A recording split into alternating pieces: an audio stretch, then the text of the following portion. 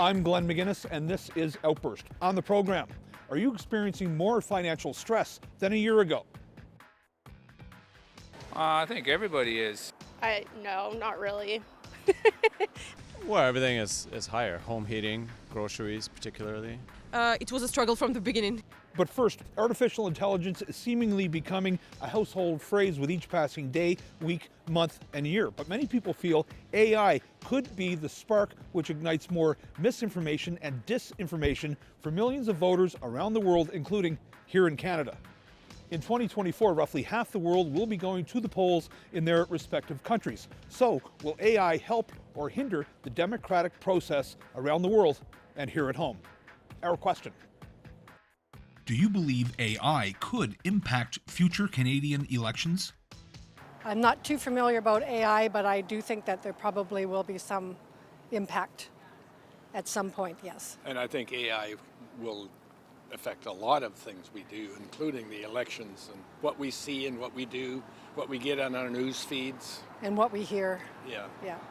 I do believe that AI is going to be an issue that both countries are going to be dealing with significantly. I just cannot justify that I want some artificial intelligence thinking for me and trying to make up and trying to put out things that are going to influence people to vote and everything else concerned when it's not actually coming from the heart of some human being. And so I'm not a big proponent and fond of AI at all. Definitely. AI seems to be kind of infiltrating every area of politics and life. AI could not only affect our future elections, it could affect our whole country and the world. If there is, because we have so much social media, we depend so much on electronics that it's easy to manipulate, and yes, it's a concern. Oh, absolutely. The AI development is amazing. It's impressive, but I think it's going to be used in a highly manipulative way, and I think it will affect the upcoming elections, both in the U.S. and in Canada. Well, the first thing is you tied together two words that I don't think fit: intelligence and elections. So artificial intelligence has been around for the last 100 years as a science, as a research issue, and it's been in place for corporations and business and playing a major role in terms of shaping future society. But talking about the phenomena of just the sensationalism of artificial intelligence and whether it's going to distort an election, waste of time. I think we're now getting it into the public domain, but in my line of work, we've been aware of artificial intelligence for quite some time, and it's now pervasive. I mean, it's part of when you search the internet, why certain articles come your way and other ones don't. So it's already shaping people's opinions, even if they're not aware of it. So yes, it's going to have a significant impact on future elections. It definitely will have an impact. I mean, even if you look at how campaigns could be organized using information from artificial intelligence sources, they could basically know what to campaign to the public to get the public to vote for them. So that definitely would be an influence. Yeah, that's probably a very simplistic view, but it definitely will have an impact. 100%. Yeah, I think if campaigns aren't using artificial intelligence to sort of market trends, process data, they'll fall behind. I think it'll be, 100% it will. If you look around outside, artificial intelligence may actually be better at providing a stable and balanced government for us if you look around the general public, but I believe artificial intelligence is something that needs strong regulation and control. I mean, it's kind of scary to think about, but I do believe it will have an impact. For better or worse, it's too early to say, but it definitely will impact in the future. Yes, absolutely, 100%. Well, because you have no control of what happens behind the algorithm. Who's controlling it? It's a total unknown once you let it loose. Well, yes. I mean, look at what's going on with the internet. People are just so driven by what they see, and they don't question it. So just look at what's happening down in the States with all the potential fake news and things that are going on. So yeah, absolutely. If you don't question what you see and read, then absolutely. I think so. I mean, in the sense of just people using AI to vote, but not in another sense. I don't think it could impact it in a bad way, but in a good way. It could make the process faster. I think that people can use AI to search, to learn more about the people that are. Yeah, exactly. So it could be helpful, but no, I don't think it will be bad. So maybe it can be useful, but not in the wrong way. I think it could impact future everything. Yeah. Because it can actually do on a certain level some thinking.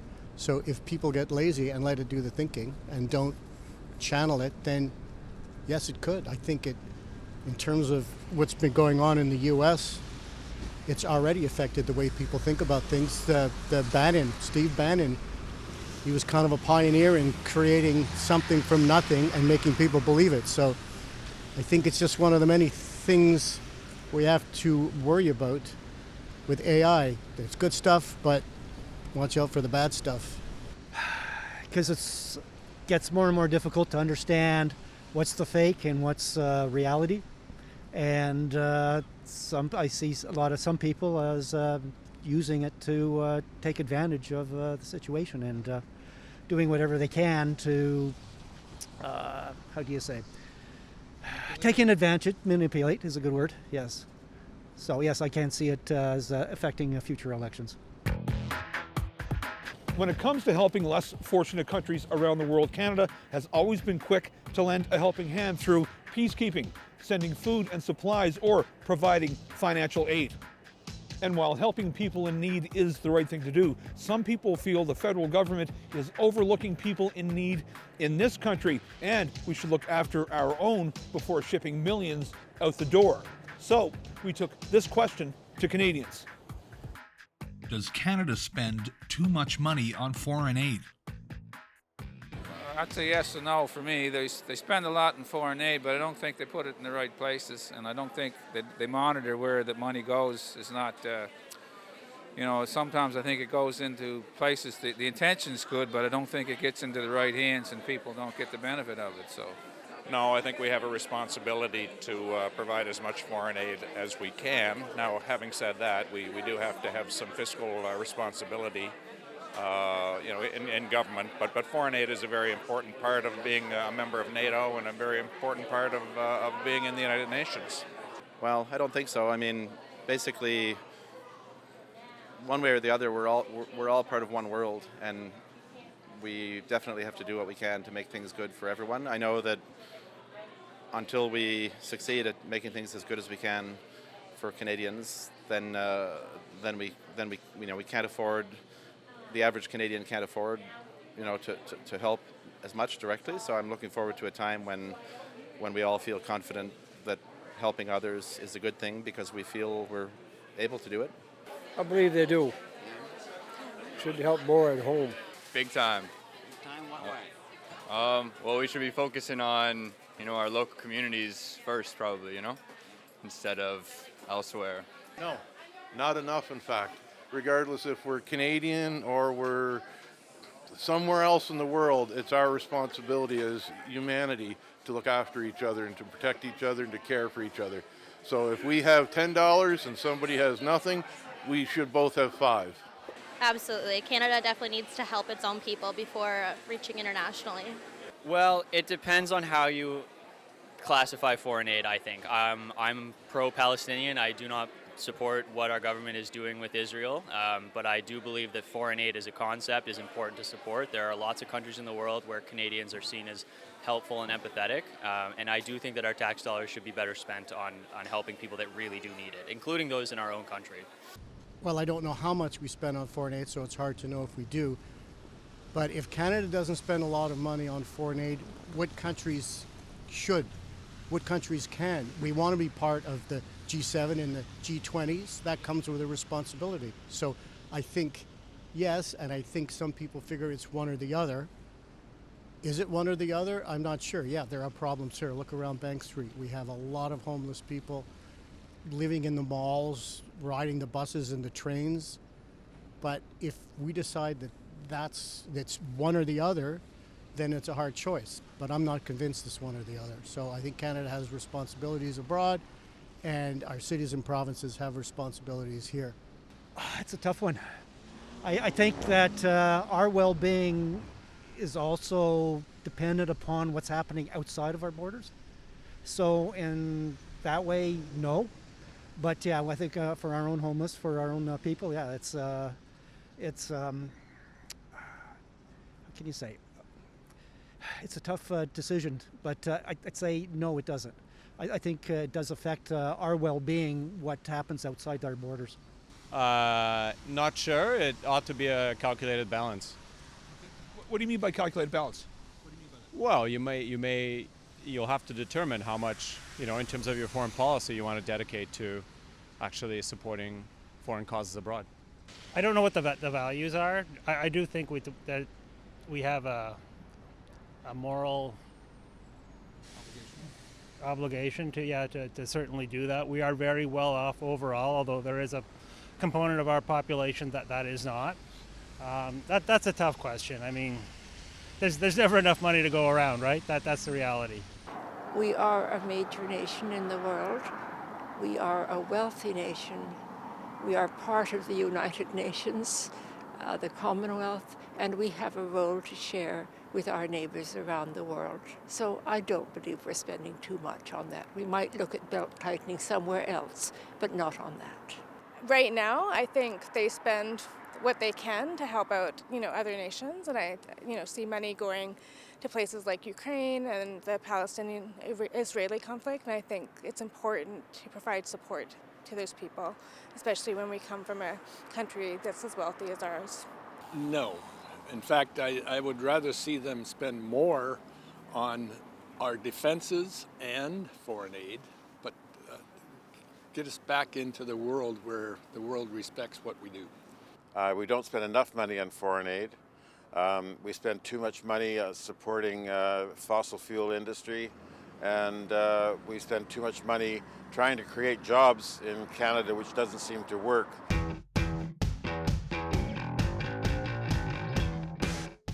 Who was the oldest Canadian Prime Minister to assume office? Alexander Mackenzie, Sir Charles Tupper, Sir Robert Borden. Sir Robert Borden. Tupper. Tupper. Tupper. Borden. Tupper? No? Mackenzie? No? Tupper. Maybe it was Mackenzie. Assume office. So I'll go with Tupper. Yeah, it's Tupper. Oh, I was lucky there. That was a guess. Wild guess. At age 74, Sir Charles Tupper holds the distinction of being the oldest person ever sworn in as Prime Minister of Canada. Tupper was a father of Confederation, serving as Nova Scotia Premier when the province joined Canada in 1867. He also served in several cabinet positions in the House of Commons and as the Canadian High Commissioner to Great Britain. Tupper is also the shortest serving Canadian Prime Minister at 68 days after being defeated by Sir Wilfrid Laurier's Liberals in the 1896 general election. Millions of Canadians are still experiencing a higher cost of living in 2024. Even though inflation rates have dropped recently, they've also risen slightly, and Canadians from coast to coast continue to practice a precarious balancing act when it comes to managing their money. As we are well underway in a brand new year, we took to the streets to ask Canadians if their financial prosperity has grown or weakened in the last 12 months. Our question: Are you experiencing more financial stress than a year ago? This time more than last year? Yeah.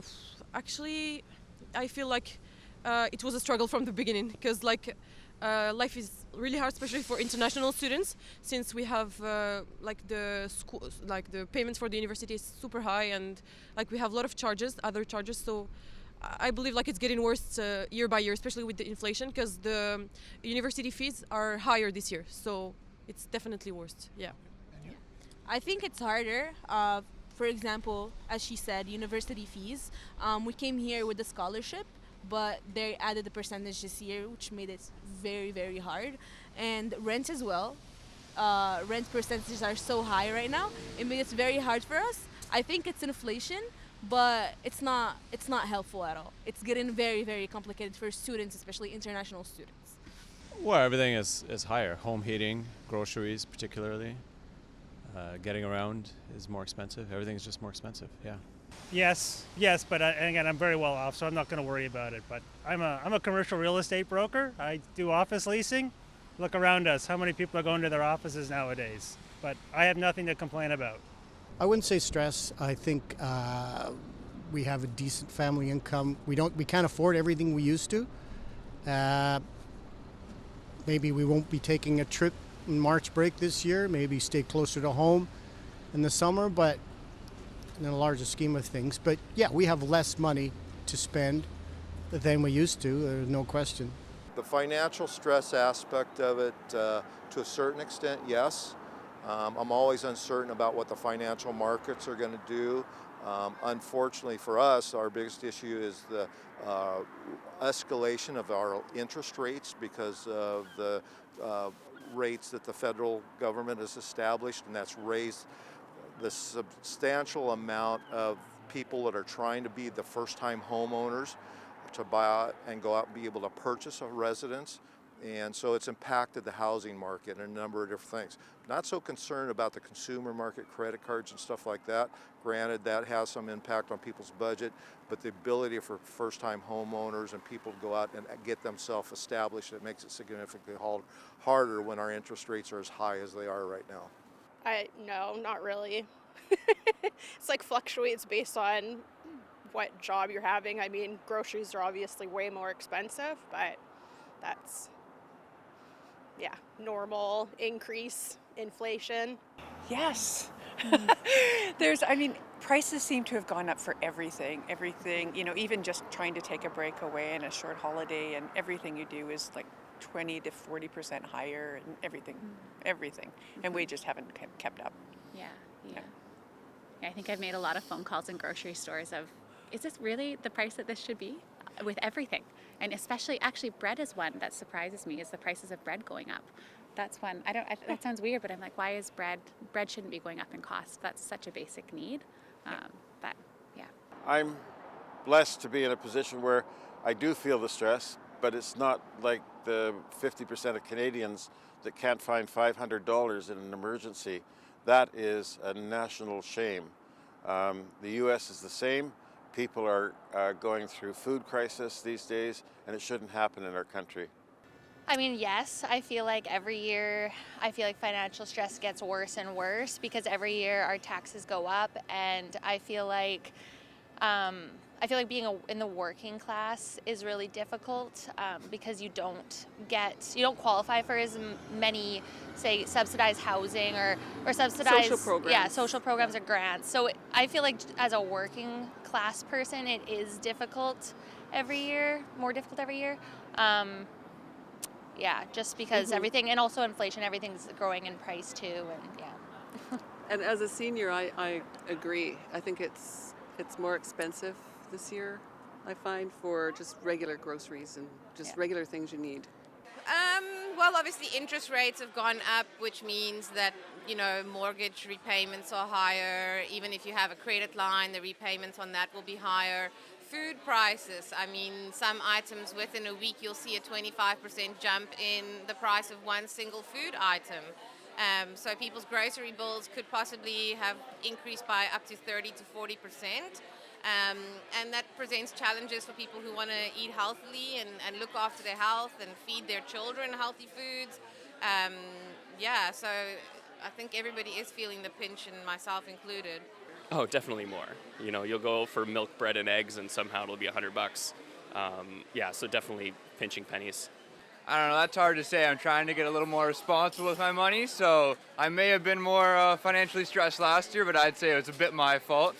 But things are definitely more expensive now, so you got to be a little more careful. I think everybody is. People have, price of gas and Everything, especially when we're living in PEI, everything we have, we don't have the option of rail and stuff, so everything that comes in here comes by truck. So that's, the truckers have to pass that on to the consumer. So I mean, yeah, everything keeps going up. Yes, I would say so. I think I've experienced financial stress like a little bit, but this year it's definitely hitting me a bit harder, but yeah. Yes, absolutely. Absolutely. As a Canadian, for sure, especially here in the Maritimes. I've actually relocated here from Nova Scotia, so I have a bit of experience with both of them. Both Nova Scotia and PEI over the last year have been hit very hard with financial struggles. The way people debate or discuss politics has changed dramatically in recent years. Tools like Facebook, Instagram, TikTok, or X, just to name a few, has enabled people to discuss the issues more freely and more often. But some people fear it also plays a part in distorting the facts. We took to the streets to ask people if these platforms do more harm than good, or are they an essential part of modern day political debates? Our question: does social media have a positive or negative effect on Canadian politics? I mean, I think in the next election, this is going to change how people vote for our Prime Minister, especially because we know what's actually going on, because social media is powerful and is showing us what's really happening around the world. Social media has a large impact on just about everything. Social media has got such an influence on our younger generation that cannot determine things without seeing what and going along with what everybody else feels that should be right, irregardless if it's right or wrong. I would really prefer that social media just kind of go away and people start learning to think on their own. There's so many things on there that you don't know if it's real or if it's coming from an educated, like, research background. Right. And I fall for it all the time too. Like, she's really good at educating herself in the right places, and I see it all online and social media, and I always come to her and like freak out over certain things. And she's like, that's not correct. It was manipulated, or it's not like reliable source. So I think it's bad. Thank you. Yeah, you're smart. I'm not. What happens in social media is that people tend to silo. They tend to go into echo chambers and they never hear other opinions, and that's kind of un-Canadian. Traditionally in our culture, we're willing to listen to the other person's perspective and try and reach some kind of consensus on things we can agree on and move forward on those. And I think one of the impacts of social media is that people stop having the capacity to entertain alternative perspectives on world events, on public policy issues, on virtually everything. And they live in echo chambers and they just shout to a crowd. And when they encounter people who don't agree, they don't know how to cope. I think that social media has a negative effect because we have a lot of these, I don't know if they're companies or people that are putting out false information, and a lot of times people feel because it's on social media, they believe that it's the truth, and they do no investigation of their own. And so they take what people are saying without checking the facts. And so I think there needs to be some standard or some guidelines when people post things on the internet that the facts should be checked first before they even post. And if they post something that we find out that is not true, a fine should be paid. Well, it has a negative effect on Canadian politics, and I think that when you see the amount of time that people are spending on social media, it's worrying. Well, I mean, it's not going to disappear anytime soon. I think that if people who are interested in politics and who have good ideas, if they make sure that they stay involved in social media, then it'll probably have more of a positive impact. And if we ignore it, and if we don't, move with the modern times, then whoever's trying to have a negative impact, they can definitely harness that power. Definitely a negative. I think that social media kind of amplifies spreading hatred towards your neighbors, people with differing views, and then it spreads and communities suffer. Yeah, so I think social media is definitely a negative. Ooh, I think you can have both. I think that there's definitely lots of positives, but there's certainly some negatives, and I think that just like anything else, that goes for politics. I think it has a positive impact. You know, you get more information through social media than you would just listening to politicians speak. So I think it definitely has a positive impact. I think it has both a positive and negative impact. I think compared to the legacy media, we might be able to access various different types of opinions, as opposed to when we rely on legacy media, oftentimes we get trapped into our own echo bubbles and echo chambers. So it's, I think, a complicated answer.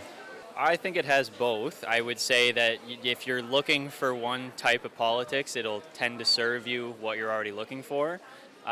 It's hard to deny that the rise of right-wing politics and encouraged by platforms like Twitter, now X, are in a monetary bubble right now. You know, that kind of getting rage attention is where people are seeing, you know, a financial gain and benefit.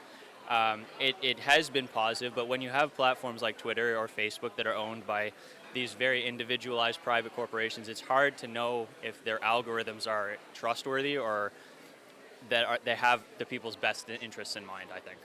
I don't think it brings out the best in people. I think it makes everybody a little bit more hostile. Negative for sure, because as soon as you load any of it, it's just down a rabbit hole of negativity and adverse thoughts. Negative.